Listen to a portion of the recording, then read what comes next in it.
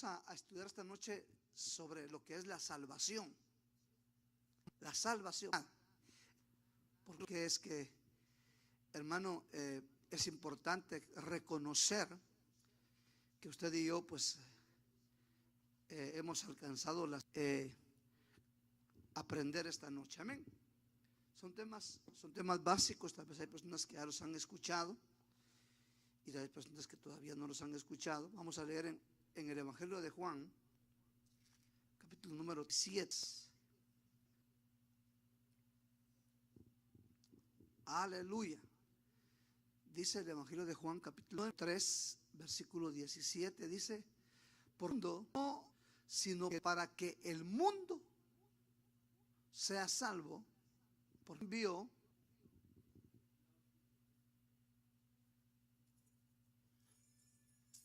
Dios no envió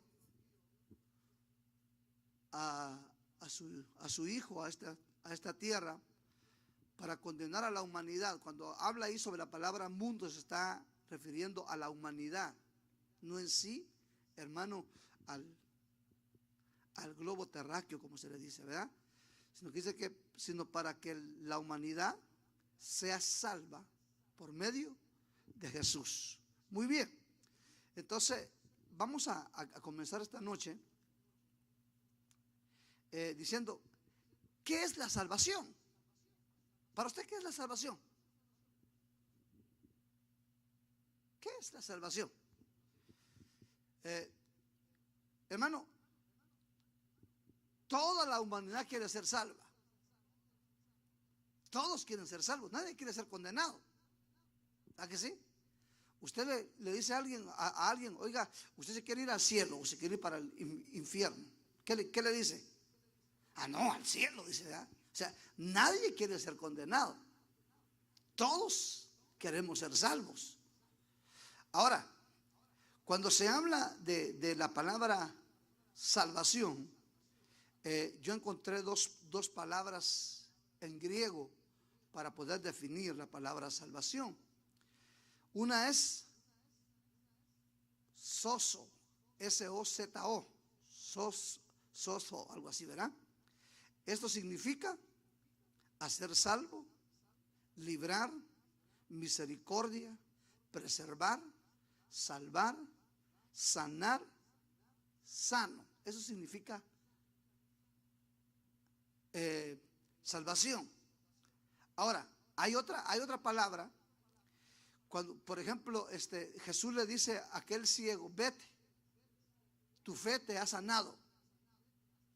Así le dice, vete, tu fe te ha sanado. Esa palabra sanado viene de una palabra griega que es sotería. Y esta palabra sotería significa liberación, significa libertad y significa dar. Entonces son sinónimos estas dos palabras. Ahora, ya para poder comprender en sí qué es la salvación. La salvación es un regalo inmerecido para la humanidad. La salvación es algo que Dios da por gracia. La Biblia dice, hablando Pablo a los de Éfeso, él les dice, por gracia sois salvos. Entonces, esa palabra gracia es un regalo que la humanidad no merecía. ¿Por qué no merecía la humanidad ese regalo? Sencillamente porque, mi hermano, para poder alcanzar ese regalo, Cristo tuvo que venir a dar su vida para ser Él, hermano, la razón de la salvación. Sin muerte del Cordero no hay salvación. Si Cristo no hubiera muerto, si Jesús no hubiera muerto, no hubiera resucitado, entonces, hermano, no habría salvación. Entonces, Cristo es el autor de la salvación. Cristo es el centro de la salvación. Entonces, Cristo abrió el camino. Por eso es que Jesús, los testigos, cuando usted ve una figura de la crucifixión de Jesús, ellos ponen a Cristo así. madero, no lo ponen en una cruz, si lo ponen en un palo así recto, así. Entonces, esa no era la forma en que crucificaban los romanos. Ellos usaban una cruz. Entonces, esa cruz representa a Cristo como el camino, como diciendo, bueno, con una mano tomo al pecador y con otra mano la mano del Padre, acercando al pecador al Padre. Entonces, a través de la muerte de Cristo se abre la puerta de la salvación. Entonces, Cristo es el autor de la salvación. Entonces, eso es lo que significa, hermano, salvación. Salvación es un regalo que Dios nos ha dado. ¿Qué es la salvación? Un regalo que Dios le dio a usted y me dio a mí. Ahora, pasemos a otro punto. Ahora, ¿cómo se obtiene la salvación? ¿Qué tiene que hacer la gente, qué tiene que hacer el individuo para poder alcanzar la salvación? ¿Tiene que pagar algo? No, ya dijimos que es un regalo. Entonces, para ser uno salvo no se paga nada. No hay que hacer penitencias, no hay que hacer ayunos, no hay que golpearse el pecho. No, la salvación tampoco no es un sentimiento. Usted ha oído aquella expresión que mucha gente dice, oh, es que yo no siento hacerlo hoy. No, la salvación no es un sentimiento. La salvación es una necesidad que hay en todo ser humano de poder alcanzar el perdón de los pecados. Entonces, mi hermano, ¿cómo se obtiene la salvación? Cuando una persona voluntariamente le entrega su vida a Cristo. Hago énfasis en esto, voluntariamente.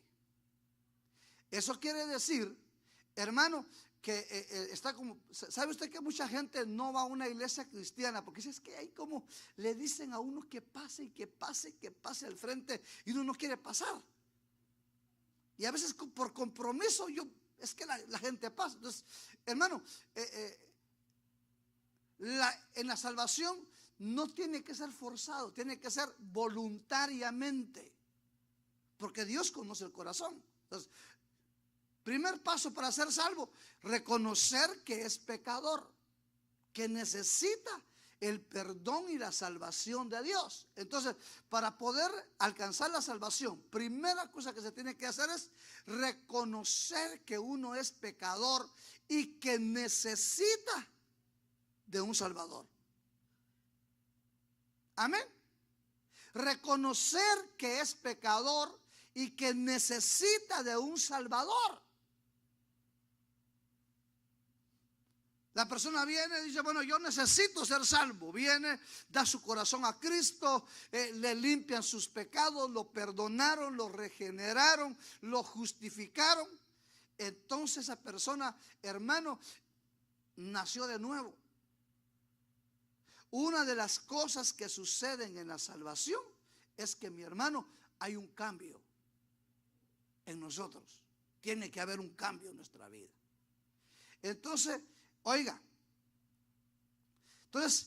cuando se acepta a Jesús voluntariamente, porque la Biblia dice que el que confesare con su boca que Jesús se levantó de los muertos, ese será salvo.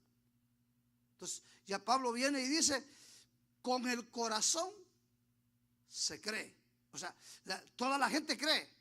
Con el corazón se cree, pero con la boca se confiesa para salvación. Entonces, yo soy pecador, necesito la salvación, necesito ser perdonado. Entonces, desde ese momento la persona está entrando, hermano, en el círculo de la salvación. Entonces, es el inicio de la salvación. Cuando yo entré, entonces acá tengo que pararme un momentito yo. Primer paso es recibir a Jesús. Cuando uno recibe a Jesús, ¿qué sucede?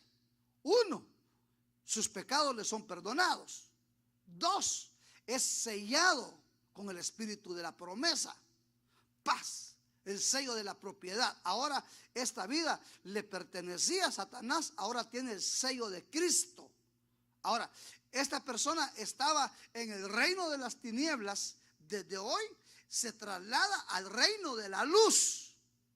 Entonces, eso sucede cuando uno acepta a Jesús. Pero, hermano, la salvación, escuche bien esto, es progresiva. Muy bien.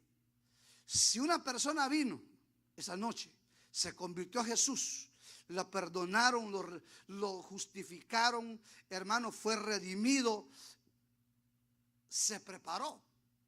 Si esa noche muere, esa persona es salva. Pero las personas que aceptaron a Jesús y se quedan en esta tierra, hermano, la salvación es progresiva. Porque hay ciertas cosas que tiene que hacer para mantenerse dentro de la salvación. Una es el bautismo en agua. La persona, hermano, aceptó a Jesús. A propósito, hermano, el próximo mes, las personas que no se han bautizado en agua tienen que ir a bautizarse en agua. ¿Por qué? Porque el siguiente paso, acepté a Jesús, el siguiente paso es bautismo en agua. O pongámoslo mejor así: aceptó a Jesús, el siguiente paso es Santa Cena. Porque la Santa Cena lo va a ayudar a mantenerse en comunión con Dios. Estar en la iglesia, bautismo en agua. El jueves pasado hablamos sobre lo que es el bautismo en agua. Por favor, si usted no ha escuchado ese tema, escúchalo. Eso está para que usted lo pueda escuchar. Entonces, hermano, es el inicio. Y luego pues es estar perseverando en la gracia de Dios. Muy bien. Entonces, vamos bien hasta aquí, ¿verdad? Ya sabe. Por último, dejamos lugar unos 5 o 10 minutos para las preguntas. Otra cosa, estamos hablando de salvación, cómo se obtiene la salvación. Ahora, ¿salvo de qué? ¿De qué necesita la humanidad ser salva?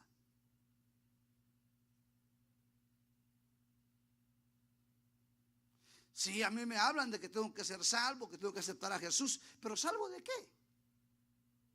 La Biblia dice que seamos salvos de la ira venidera. ¿Cuál es la ira venidera? Es el día del Señor. ¿Cuál es el día del Señor? La gran tribulación. En la gran tribulación la gente va a sufrir, toda aquella gente que se quede en esta tierra va a sufrir los juicios de Dios y va a sufrir, hermano, cosas tremendas en esta tierra. ¿Salvos de qué? Usted y yo somos seres eternos. Nuestra alma y nuestro espíritu son eternos.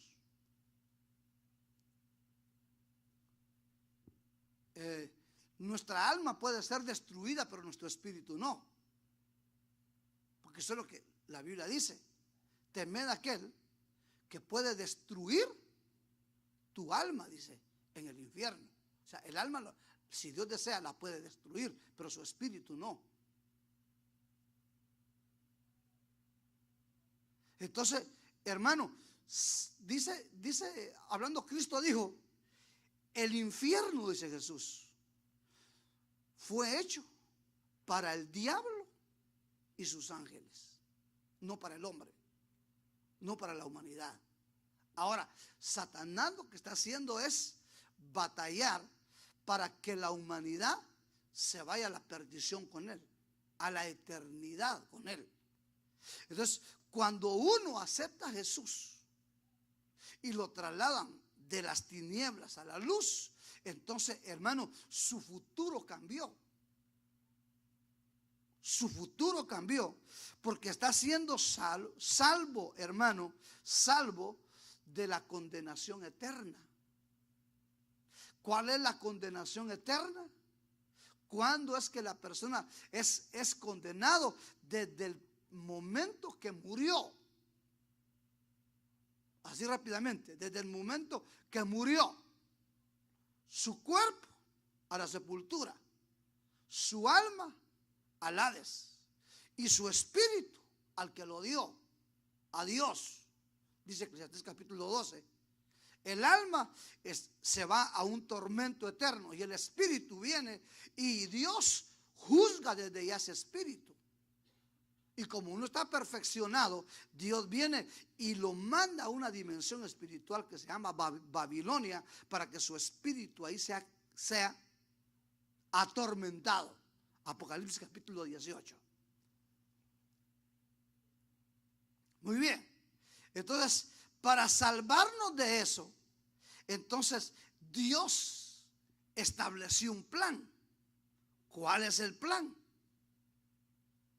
Cristo vino, dio su muerte en la cruz del Calvario. Ahora, todo aquel que acepta a Jesús como su Señor y Salvador, ese es salvo. Él es salvo. Muy bien. Continuamos. Una cosita más.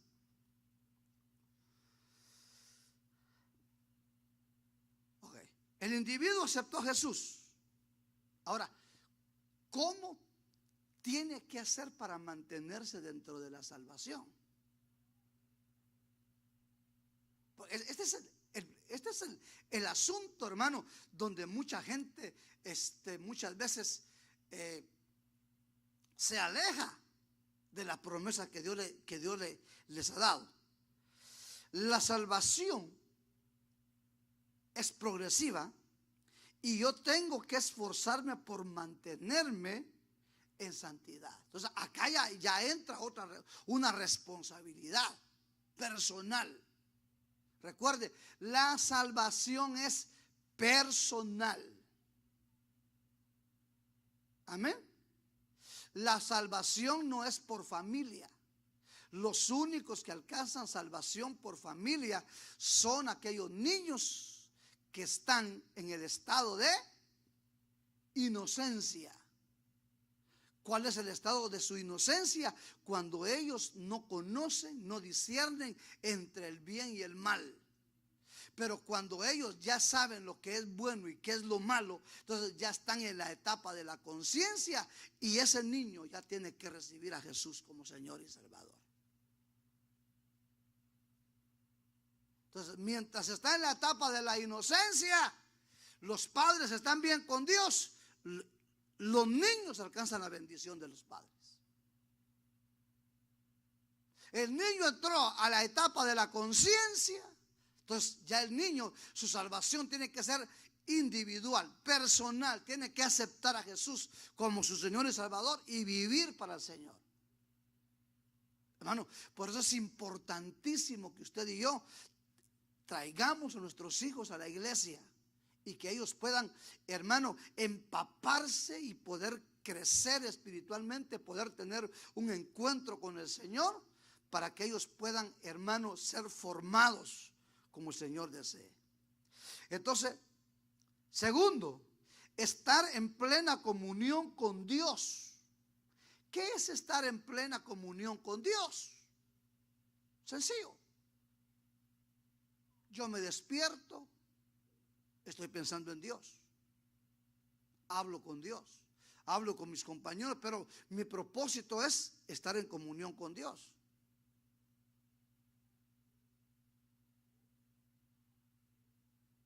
En el día, en la noche, donde quiera que yo ando, con respeto hacia Dios, porque yo sé que Dios me está viendo, está escuchando lo que yo digo. Entonces, esta actitud me va a llevar a mí a que yo pueda madurar espiritualmente. Yo le hago una pregunta a usted. ¿Usted cree que Dios está en la playa? ¿Está Dios en la playa, sí o no? ¿Está Dios en la iglesia? ¿Está Dios en su casa? Ok. Entonces, hermano, ¿qué sucede con aquellas hermanas que cuando van a la playa, también con los hermanos, que van a la playa y se ponen tanga?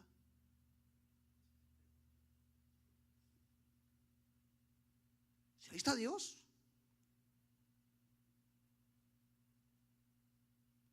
¿Qué sucede con los demás que van, hermano, a una piscina y se visten inadecuadamente? Ahí está Dios. No menos que cuando yo voy a la iglesia si me pongo mi falda hasta el ojo del pie. Y cuando está en la playa, ¿qué sucede? Si ahí también está Dios.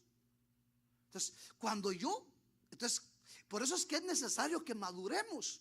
Porque cuando yo maduro, entonces yo me doy cuenta que donde quiera que yo estoy, que yo camino, ahí está Dios. Entonces eso me lleva a mí a crecer en mi relación con Dios. Porque donde quiera que yo estoy, yo puedo platicar con Dios. Saber que Dios es testigo de lo que yo hago. Amén. Entonces estar en una comunión plena con el Señor. Vivir apartado del pecado. Vivir apartado del pecado. ¿Qué es pecado? Todo aquello que, mi hermano, la Biblia dice que no hagamos. No hay que mentir. No hay que desear la mujer del prójimo. No hay que desear el marido del prójimo. No hay que desear la casa del prójimo. No tiene que haber envidia, no tiene que haber celos, no tiene que haber, hermano, falsedad, hipocresía. Todo eso no tiene que haber en nosotros. Entonces, por eso, hermano, la salvación es algo progresivo. Porque ahí lo que está haciendo el Señor es perfeccionando nuestro espíritu. Porque un espíritu que no ha sido perfeccionado, según Hebreos capítulo 12, hermano, no es un espíritu de los primogénitos. Está en una restauración. Entonces, si no alcanza, por eso la Biblia dice, hasta que lleguemos a la estatura del varón perfecto que es Dios. Entonces, hermano, yo voy a ser salvo. Y soy salvo, voy cada día perfeccionando. Señor, ayer yo cometí hermano, en unas palabras, si yo decía malas palabras hoy, ya mañana no tengo que decirlas. Si a mí me gustaba ver pornografía, ya mañana yo no tengo que ver pornografía. Ya desde hoy en la noche yo no tengo que ver pornografía. Si a los varones les gustaba mandarles textos bonitos a las chicas, ya no tienen que hacerlo. Quedárseles viendo y, híjole, ya se le escapaba el piropo. Eso ya no hay que hacerlo. Estar oyendo música que no es de Dios, hermano, eso no edifica, eso contamina, eso ya no hay que hacerlo. Entonces tenemos que ir a una perfección. Si en mi casa se hablaban malas palabras, eso era antes. Ahora ya no debe de hablarse malas palabras. Si en medio del tráfico me enfurecía y comenzaba a insultar a la gente, hermano, eso ya no tengo que hacerlo porque voy a una perfección. Entonces Dios ve eso, va a una perfección. Está siendo encaminado a la eternidad de una salvación. Entonces es algo progresivo. Entonces vivir apartado del pecado y de la corriente del mundo. Entonces aquí yo tengo que hablar algo más. Pablo dice, hablando de los Efesios capítulo 2, dice, en la corriente del mundo, que ahí vamos todos nosotros. Ahora, ¿cuál es la corriente del mundo? Es todo lo que el mundo continuamente se está inventando y que la iglesia se mete en la corriente, muchas veces cristianos e iglesias, y eso lo meten dentro del pueblo del Señor.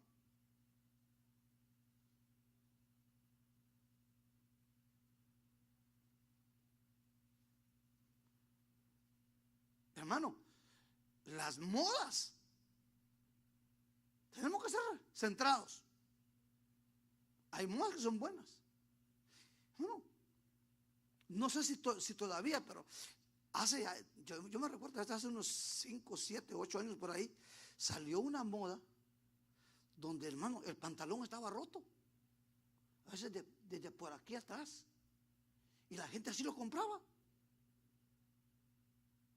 Y la iglesia se metía en ese ritmo que el mundo va. Y había gente, supongo yo, que llegaba a la iglesia con sus pantalones. Eso es ir en la corriente del mundo. Si allá hay minifaldas, si allá, hermano, andan con pantalones bien ajustados, también dentro de la iglesia sucede eso. Entonces eso no está bien. Entonces la persona que fue salva va a comenzar a ser luz en medio de las tinieblas, porque fue salvo. Estar en comunión con Dios, con los hermanos, adorando y aprendiendo cada día. Muy bien. Aquí hay otra cosa. La persona que ha sido salva, engendrada por el Espíritu Santo a través de la palabra, esta persona, hermano, si algo va a anhelar son las cosas espirituales. Estar en comunión con los hermanos, venir a la iglesia, venir a adorar, venir a buscar la presencia del Señor, porque ese es el anhelo. Ahora, cambiando los deseos, ahora quiere buscar a Dios, porque es una persona salva. Y comienza a vivir, y la misma gente se da cuenta que es distinta. Muy bien, otra cosita. Y aquí pues ya entramos a algo más fuerte.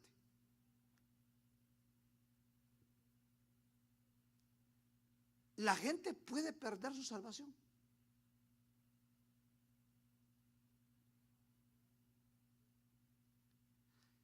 Cristianos que vinieron y aceptaron al Señor, ¿será que ellos pueden perder su salvación?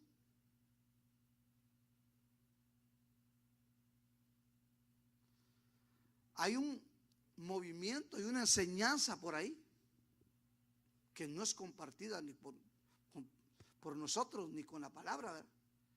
Aceptó a Jesús, ya eres salvo, no importa lo que hagas. Salvo, siempre salvo, no importa lo que hagas tú. Puedes echarte tus traguitos, puedes echarte tus cigarritos, puedes hacer cosas que no debes, y tú ya aceptaste a Cristo, tú ya eres salvo. Eso no es así. Leamos un versículo, por favor. Hebreos capítulo 2, creo que es el versículo 3.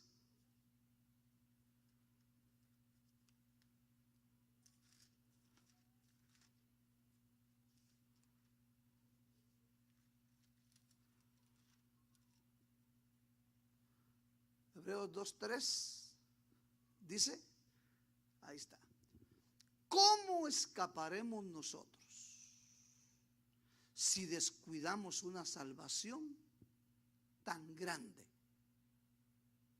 la cual después que fue anunciada primeramente por medio del Señor, nos fue confirmada por los que la oyeron?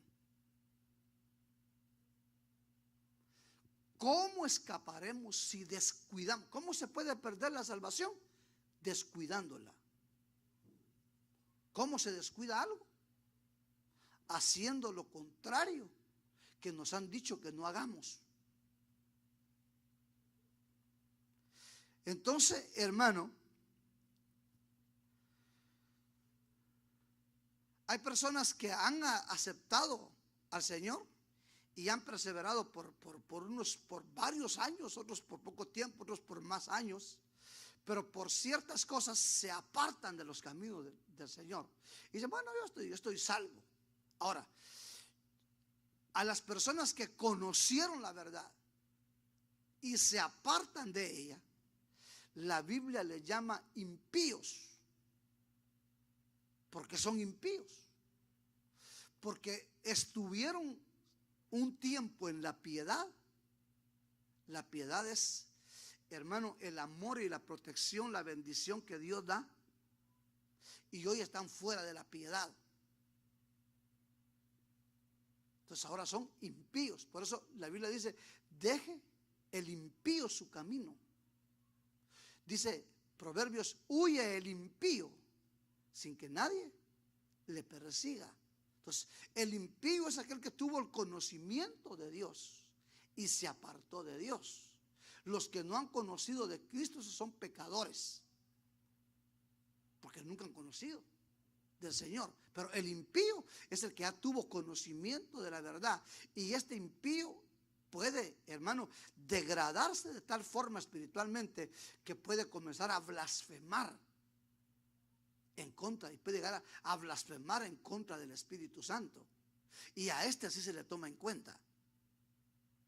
¿Por qué? Porque puede ser que dentro del tiempo que estuvo en el cristianismo tuvo la experiencia de sentir la presencia del Espíritu Santo, saborear su bondad, su amor, y se apartó, y ahora comienza a decir que todo eso es mentira. Eso es una blasfemia. El pecador no, el pecador es el que vive en la ignorancia, no sabe.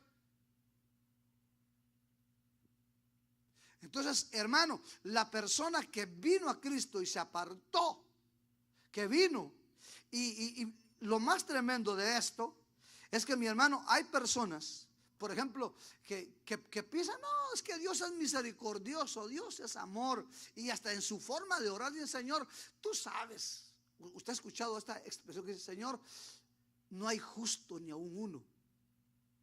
Ese versículo la gente lo utiliza para poderse, como decimos, tapar de lo malo que hizo,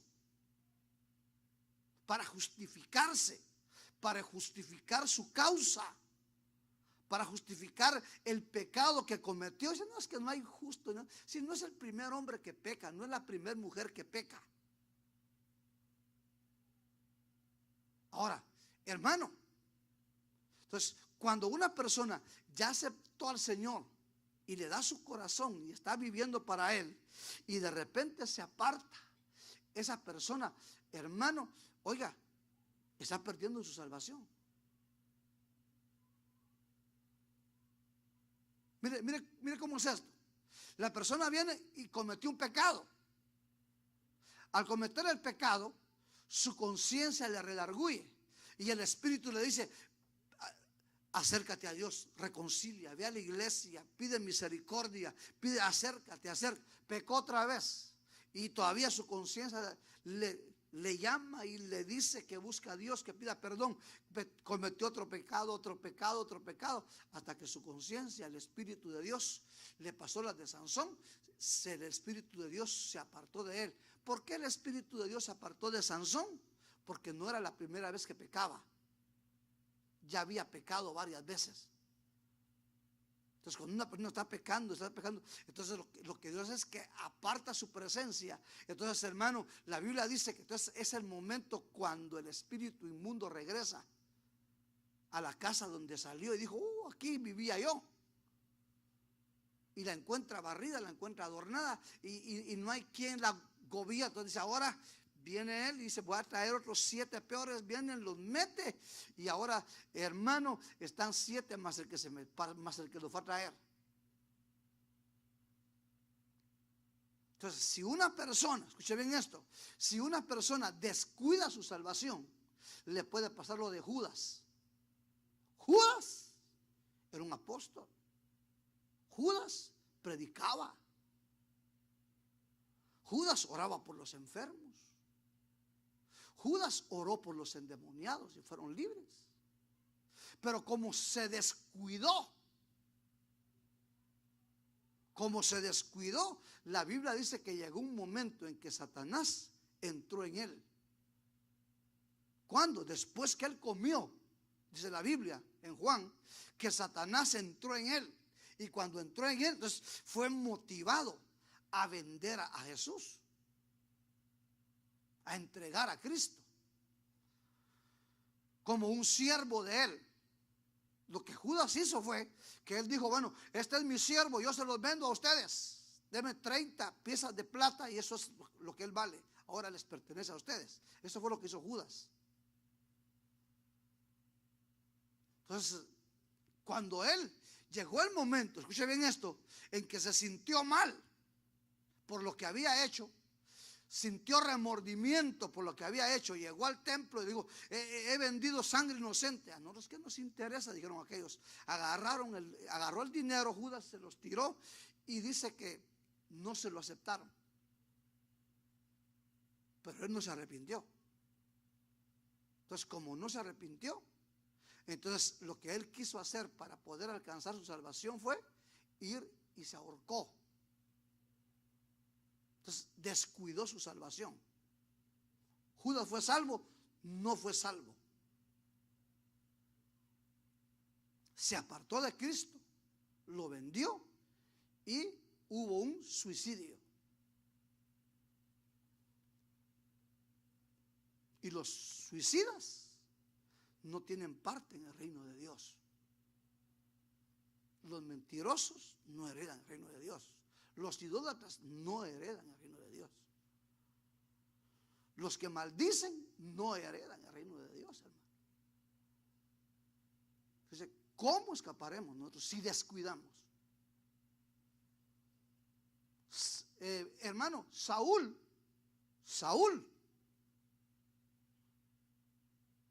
rey ungido, guerrero. La desobediencia lo llevó a apartarse de Dios y que Dios lo rechazara. ¿Por qué? Porque descuidó su salvación. Descuidó lo que Dios le había dado. Entonces, todas aquellas personas que descuidan lo que Dios les ha dado, lo que va a suceder es que tarde o temprano van a comenzar a involucrarse con lo que el mundo da y se apartaron. Entonces comienzan a justificarse. Si no voy, pero es que oro en mi casa, pero es que leo en mi casa, escucho programas en mi casa. Eso no es así. Esa es una falsedad. ¿Por qué? Porque el primer fruto que hay cuando una persona está bien con el Señor, que quiere estar con los hermanos, adorando al Señor.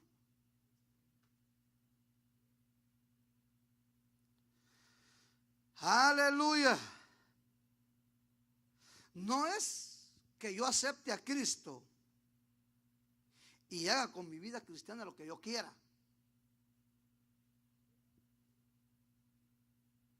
Entonces, acá entran, hermano, las clases de creyente que hay. Y hay fríos, tibios y fervientes.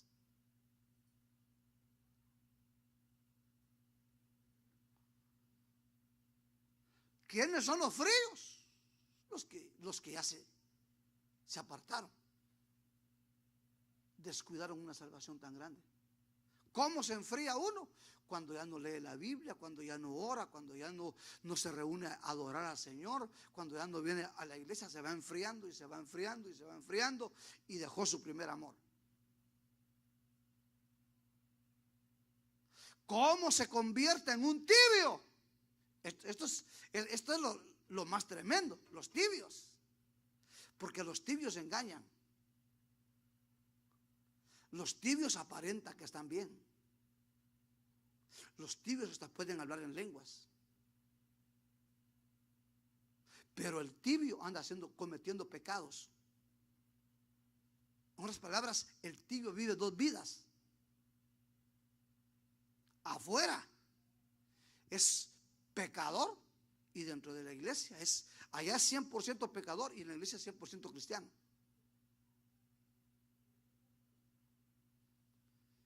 Y es tan tremendo con los tibios que hay ministros tibios, hay líderes tibios, hay pastores tibios, hermano,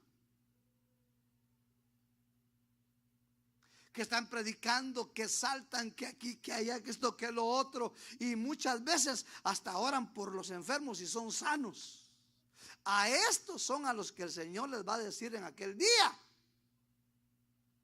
O ellos le van a decir al Señor: Señor, en tu nombre predicábamos, en tu nombre echábamos fuera a los demonios, en tu nombre hacíamos esto y lo otro, hasta programas televisivos teníamos, hasta canales teníamos, Señor.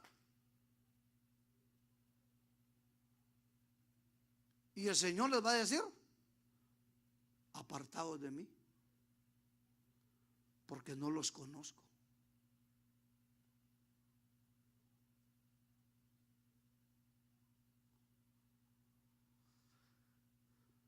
Aleluya. Y están los fervientes como usted y yo, ¿verdad que sí? Hermano, me está despierto, ¿verdad? Hermano, y están los fervientes en el espíritu como nosotros, ¿verdad que sí? Que decimos al Señor: estamos viviendo para ti, anhelamos hacer tu voluntad. Yo lo oí cantar muy lindo usted hoy, que decía: eres todo, eres todo. Eso, hermano, eso es un canto de una relación íntima con Jesús. Que yo estoy diciendo: Señor, nada importa más, Señor, nada me importa más, no me importa, Señor, el dinero, no me importa esto, lo otro, no me interesa nada. Me interesas tú, Señor. Hacer lo que tú quieras, vivir para ti, Señor. Eso es lo que me interesa a mí. Amén. Amén, hermanos. Entonces, eso es la salvación. Ahora, quiero terminar con esto. Hay otra cosa que se malinterpreta. En el capítulo 25 de Mateo se habla de la parábola de la cizaña, del trigo y la cizaña. ¿La ha leído usted? ¿Cuántos hemos leído la parábola del trigo y la cizaña? La cizaña, ¿quién es? ¿Dónde está la cizaña? ¿Dónde? ¿Seguros?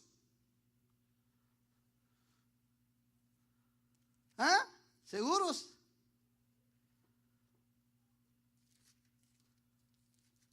Por eso dije: ¿ha leído usted la parábola?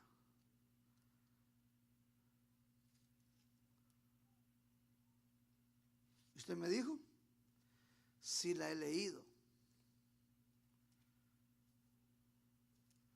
Según yo, que estaba en el capítulo 25 de Mateo, y no estaba ahí, está antes.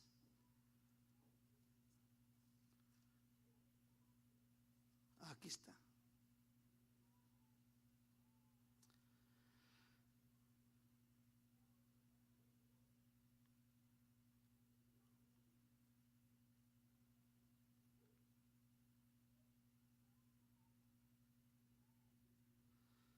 Capítulo número 13.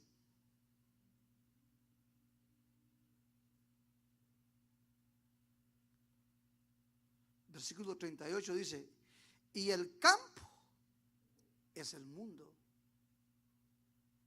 donde se siembra la cizaña, y la buena semilla son los hijos del reino, y la cizaña son los hijos del maligno. Entonces, dentro de la iglesia, en la iglesia no hay cizaña, porque donde hay cizaña es en el campo, y el campo es el mundo. Entonces allá está la cizaña. Dentro de la iglesia lo que hay es trigo. Dentro de la iglesia lo que hay es cristianos fríos, tibios y fervientes. Pero la cizaña dice que son los hijos del maligno. Entonces, dentro de la iglesia, hermano, no hay hijos del maligno, o sea, hijos del maligno en la iglesia. No hay hijos del maligno.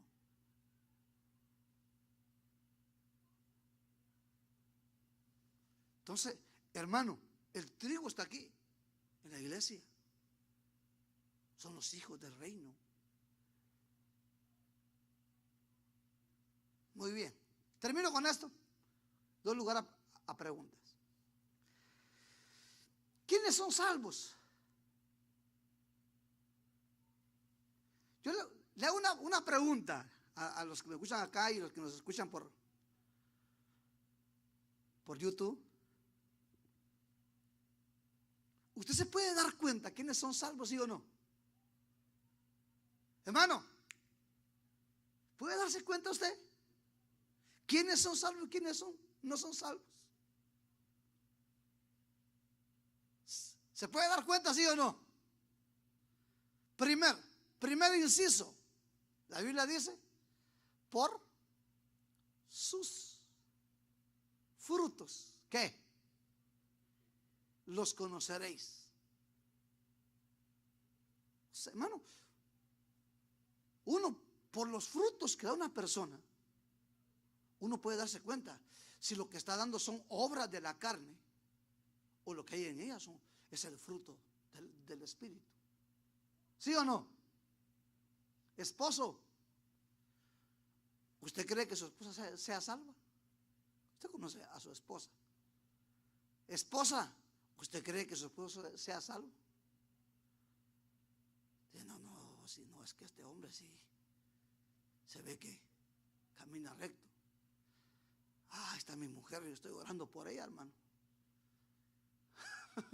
O al contrario, ¿verdad? La esposa, estoy orando por mi esposo, hermano, porque yo he visto cosas en él que no están bien. Entonces, por sus frutos. Luego dice, los que andan conforme la carne y no conforme el Espíritu. ¿Usted nota cuando alguien anda conforme la carne? ¿Qué se imagina usted cuando la Biblia dice los que andan conforme la carne? Vamos a ver, ayúdeme. ¿Qué se imagina usted? Cuando alguien anda conforme la carne, ¿qué ve usted en esa persona? Vamos a ver. ¿Qué ve una persona que anda conforme la carne? Vamos a ver. Los placeres del mundo. Le gusta ver pornografía, que sería lo más, ¿qué? Común, exactamente.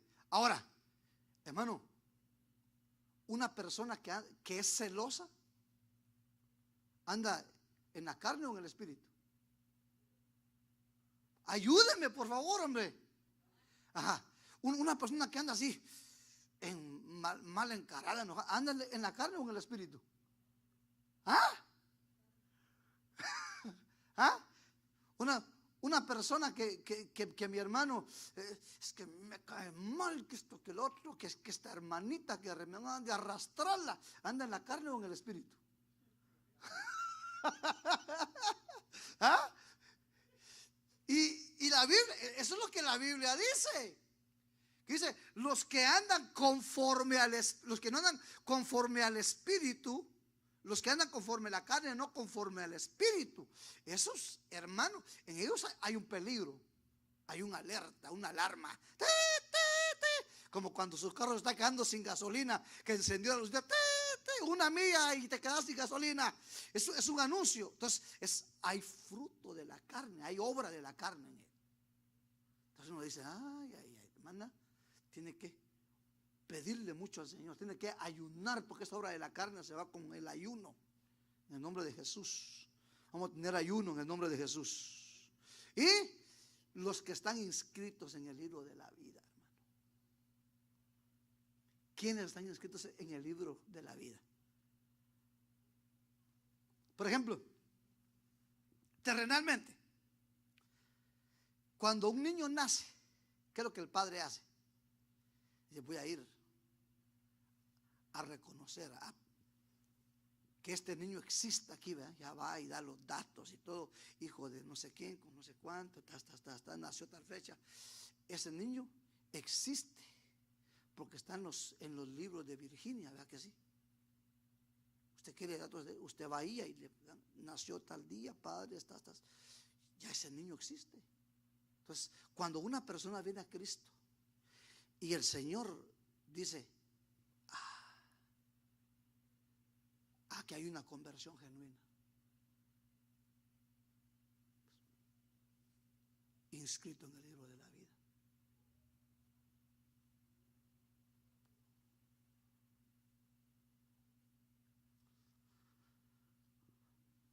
Hay unos que fueron inscritos, como Judas. Él fue inscrito en el libro. Pero, ¿qué dice? El versículo que leímos, ¿qué dice?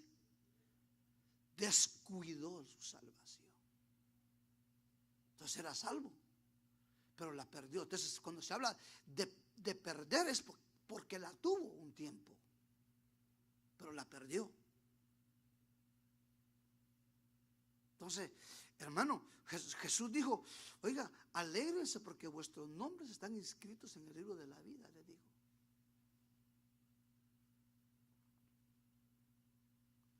Las personas que llevan una vida íntegra, que saben que sin mancha y sin arruga.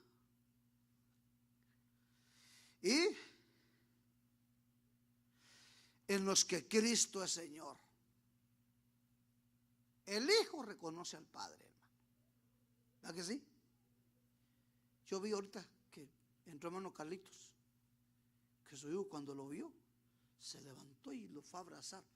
¿Por qué? Que no lo había visto en todo el día. ¿Para qué sí, hermano? ¿Sabe? Igual es cuando usted y yo somos hijos. Oh, Señor, si mi placer eres tú, Señor, tú eres mi Señor, y aquí hay esto, lo otro. Y nuestros niños decimos, no hagas eso, no lo hagas. Pero yo no lo hagas. No, pero es que no lo quiero, yo lo quiero hacer, no lo hagas, vete para allá. De mala gana se va para allá. Ahora, ¿por qué se fue? Porque sobre él hay un señorío. Hay alguien que ejerce autoridad sobre él. Y él reconoce a su padre como Señor. Por eso es que obedece al Padre. Aunque a veces no quiera, pero hace lo que el Padre le está diciendo. Yo le hago una pregunta a usted. ¿Usted obedece al Padre? Señor, que me quiero ir a pasear hoy, pero ¿y la iglesia? Ay, pero es que Señor, no, pero la iglesia, está bien, Padre, está bien. Eso es cuando uno reconoce señorío. Muy bien, tenemos 5 minutos para preguntas. Pregunte, por favor.